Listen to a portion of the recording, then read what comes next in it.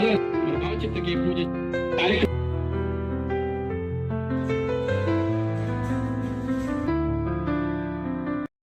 8/2025 ಒಳ ಮೀಸಲಾತಿ ಜಾರಿ ಮಾಡಿದಂತ ಆದೇಶ ಈ ಮಾದಿಗ ಸಮಾಜಕ್ಕೆ ಮರಣ ಶಾಸನ ಬರದಂಗೆ ಅಂತ. ಇನ್ನು ಎರಡನೇದಾಗಿ ನಮ್ಮ ದಾಸ್ ಅವರು ಇಷ್ಟು ಕಷ್ಟಪಟ್ಟು ಕಾರ್ಯಕ್ರಮ ಮಾಡಿದ್ದಾರೆ, ನಮ್ಮನ್ನ ಬಹಳ ಆತ್ಮೀಯತೆಯಿಂದ ಬರಮಾಡ್ಕೊಂಡಿದ್ದಾರೆ. ನಮ್ಗೊಂದೊಂದ್ಸರಿ ಅನ್ಸುತ್ತೆ ಪ್ರಾಮಾಣಿಕವಾಗಿ ಹೋರಾಟ ಮಾಡೋಂಥವ್ರಿಗೆ ಅಡ್ಡಿ 10 ಒಂದು ಅವರ ಸ್ನೇಹಿತರು ಕಳ್ಕೊಂಡಿದ್ದಾರೆ, 2 ಕಾರಣಾಂತರಗಳಿಂದ ಬೇರೆ ಬೇರೆ ಬೇರೆ ಬೇರೆ ಚೆಕ್ಮೇಟ್ಗಳಿರುತ್ತೆ. ಆದ್ರೆ ದಾಸ್ ಅವ್ರಿಗೆ ನಾವು ಒಂದು ಹೇಳಿದೆ, ಕಾರ್ಯಕ್ರಮಗಳು ಮಾಡುವಾಗ ಜನಸಂಖ್ಯೆ ಮುಖ್ಯ ಅಲ್ಲ, ಎಷ್ಟು ಕಮಿಟ್ಮೆಂಟ್ ಇರೋಂಥ ಜನ ಬರ್ತಾರೆ ಅದು ಮುಖ್ಯ. ನಿಮ್ಮೆಲ್ಲರೂ ಇಲ್ಲಿ ಬಂದಿರೋರಿಗೆ ನಿಮ್ಗೆ ಅಭಿನಂದನೆ ಸಲ್ಲಿಸ್ತೀನಿ ನಾನು.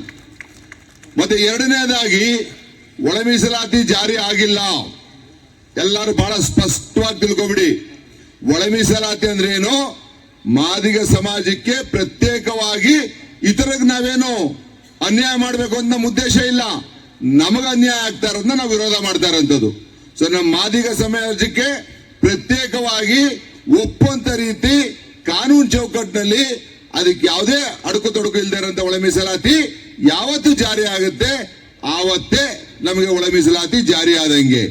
ಇನ್ನು ಮುಂದಿನ ದಿನಗಳಲ್ಲಿ ಮತ್ತೊಂದು ಹೋರಾಟಗಳನ್ನ ಮತ್ತೆ ಸ್ಟಾರ್ಟ್ ಆಗುತ್ತೆ. ಎಲ್ಲ 35 ವರ್ಷದಿಂದ ನೀವೆಲ್ಲ ಹೋರಾಟ ಮಾಡ್ಕೊಂಡು ಬಂದಿದ್ದೀರಾ.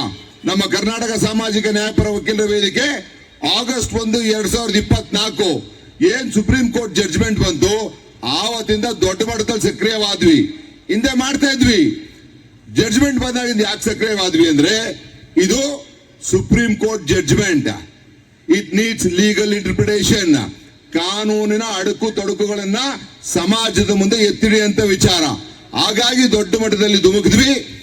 ನಾವು ನಿಮ್ಮೆಲ್ಲರಿಗೂ ನ್ಯಾಯ ಸಿಗುವಂತ ರೀತಿಯಲ್ಲಿ, ಸಮಾಜಕ್ಕೆ ನ್ಯಾಯ ಸಿಗುವಂತ ರೀತಿಯಲ್ಲಿ ಕಟ್ಟ ಕಡೆಯ ದಿನ ತನಕವೇ ನಾವು ವಕೀಲರಾಗಿ ನಿಮ್ಮ ಗಮನ ಸೆಳೀತಾ ಇರ್ತೀವಿ. ಸರ್ಕಾರ ಅಥವಾ ಇತರ ಯಾರು ಅನ್ಯಾಯ ಮಾಡ್ತಾ ಇರೋದು ಅಂತ ಹೇಳ್ತಾ ಮತ್ತೆ ಈ ತರಾತುರಿನಲ್ಲಿ ಭಾಷಣ ಮಾಡ್ತಾ ಇದೀವಿ, ಅನ್ಯತಾ ಭಾವಿಸ್ಬೇಡಿ.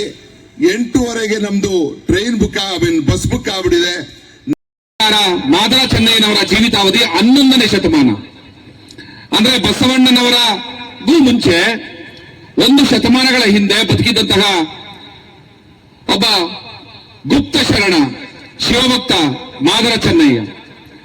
ಮಾದರ ಚೆನ್ನಯ್ಯ ಇದ್ದುದಂಥದ್ದು ತಮಿಳುನಾಡಿನ ಕರಿಕಾಲ ಚೋಳನ ಆಸ್ಥಾನದಲ್ಲಿ ಕೆಲಸ ಮಾಡ್ತಾ ಇದ್ದಂಥದ್ದು. 11ನೇ ಶತಮಾನದಲ್ಲೇ ಶಿವಶರಣ ಮಾದರ ಚೆನ್ನಯ್ಯ ಬರೆದಂತಹ ವಚನಗಳ ಸಂಪತ್ತು ಅಗಾಧವಾದಂಥದ್ದು. ಆದರೆ ದುರದೃಷ್ಟ ಇವತ್ತು ನಮಗೆ ಮಾದರ ಚೆನ್ನಯ್ಯನವರ ಕೇವಲ 13 ವಚನಗಳು ಮಾತ್ರ ಸಿಗ್ತಾ ಇದ್ದಾವೆ, ಉಳಿದಂತವು ಸಿಕ್ಕಿಲ್ಲ. ಕಾರಣ ಏನಾಯ್ತು ಅಂತಂದ್ರೆ 12ನೇ ಶತಮಾನದಲ್ಲಿ ಈ ಒಂದು ಪುರೋಹಿತಶಾಹಿ ವ್ಯವಸ್ಥೆಯಿಂದ ಬೇಸತ್ತಿದ್ದಂತಹ ಬಸವಣ್ಣ ಮತ್ತು ಸಂಸ್ಕೃತವನ್ನ ಎಲ್ರಿಗೂ ಕೂಡ ಕಲಿಸಲಿಕ್ಕೆ ಸಾಧ್ಯ ಇಲ್ಲದೆ ಇರುವಂತಹ ಒಂದು ಸಾಮಾಜಿಕ ಅಸಮಾನತೆಯ ಸಂದರ್ಭದಲ್ಲಿ ಬಸವಣ್ಣನವರು ಯೋಚನೆ ಮಾಡುವಂಥದ್ದು, ಸಾಮಾನ್ಯ ಜನರನ್ನು ಕೂಡ ನಾನು ತಲುಪುವ ಬಗ್ಗೆ ಹೇಗೆ, ನನ್ನ ವಿಚಾರಗಳನ್ನ, ನನ್ನ ಆಲೋಚನೆಗಳನ್ನ, ನನ್ನ ಕಾಯಕ ತತ್ವಗಳನ್ನ ಸಾಮಾನ್ಯ ಜನರಿಗೂ ಕೂಡ ತಲುಪಿಸೋದಕ್ಕೆ ಇರುವಂತಹ ಒಂದು ಸುಲಭ ಮಾರ್ಗ ಯಾವುದು ಅಂತ ಯೋಚನೆ ಮಾಡುವಾಗ ಬಸವಣ್ಣನವರಿಗೆ ಆತನ ಗುರುಗಳು ಹೇಳುವಂತ ಮಾತೇನು ಅಂತಂದ್ರೆ, 11ನೇ ಶತಮಾನದಲ್ಲಿ ಶ್ರೀ ಮಾದಾರ ಚೆನ್ನಯ್ಯ ಅನ್ನುವಂತಹ ಶರಣ ತನ್ನದೇ ಆದಂತಹ ಒಂದು ವಚನ ಪರಂಪರೆಯ ಮೂಲಕ ಸಾಮಾನ್ಯ ಜನರನ್ನು ಕೂಡ ತಲುಪುವಂತಹ ಕೆಲಸವನ್ನ ಮಾಡಿದ್ದಾರೆ. ವೇದಗಳಿಗೆ ಒರೆಯನ್ನ ಕಟ್ಟಿ ಶಾಸ್ತ್ರಗಳನ್ನೆಲ್ಲ ಗಾಳಿಯ ತೂರ್ತೀನಿ ಅನ್ನುವಂತಹ ಮಾತನ್ನ ಆಡಿದಂತಹ ಪ್ರಥಮ ವಚನಕಾರ, ಆದ್ಯ ವಚನಕಾರ ಶಿವಶರಣ ಮಾದಾರ ಚೆನ್ನಯ್ಯ. ಇನ್ನು ಅಲ್ಲಿ ಹೋಗಿ ಆತನನ್ನ ಅಭ್ಯಾಸ ಮಾಡು ಅನ್ನುವಂತಹ ಒಂದು ಮಾತನ್ನ ಶಿವಶರಣ ಮಾದಾರ ಚೆನ್ನಯ್ಯನವರ ಬಗ್ಗೆ ಬಸವಣ್ಣನವರಿಗೆ ತಿಳಿಸ್ಕೊಟ್ಟಾಗ ಬಸವಣ್ಣವರು ಶಿವಮೊಗ್ಗದ ಬಳ್ಳಿಗಾವಿಗೆ ಹೋಗಿ ಅಲ್ಲಿ ಮಾದಾರ ಚೆನ್ನಯ್ಯನವರ ವಚನ ಸಂಪತ್ತುಗಳನ್ನ ಸಂಗ್ರಹಿಸ್ತಾರೆ, ಅದನ್ನ ಅಧ್ಯಯನ ಮಾಡ್ತಾರೆ. ಆ ನಂತರ ಈ ವಚನ ಪರಂಪರೆಗೆ ಒಂದು ಹೊಸ ಮರುಹುಟ್ಟನ್ನ ಕೊಡ್ತಾರೆ. ಆದ್ರೆ ದುರಂತ ಏನು ಅಂತಂದ್ರೆ, ಯಾವಾಗ ಕಲ್ಯಾಣದ ಕ್ರಾಂತಿ ಆಗುತ್ತೆ, ಆ ಕಲ್ಯಾಣದ ಕ್ರಾಂತಿಯ ನಂತರ ವಚನ ಸಂಪತ್ತಿಗಳಿಗೆಲ್ಲದಕ್ಕೂ ಕೂಡ ಬೆಂಕಿಯನ್ನ ಇಡ್ತಾರೆ.